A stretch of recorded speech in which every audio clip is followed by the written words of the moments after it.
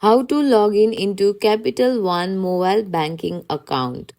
Hello everyone, welcome back to our channel. Today in this video, I'll guide you through the step on how to log in into Capital One online banking account. So let's get started.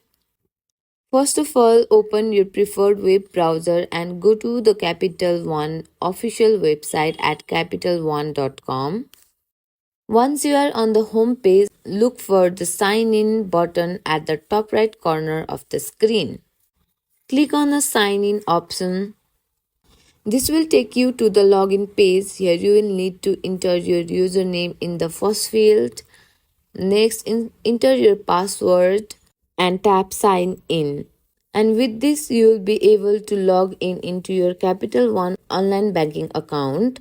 From here, you can manage your accounts, view statements, transfer funds, and much more. Thank you for watching the video till the end. Hope you find this tutorial helpful. Don't forget to like and subscribe for more quick tutorial like this. See you in the next video.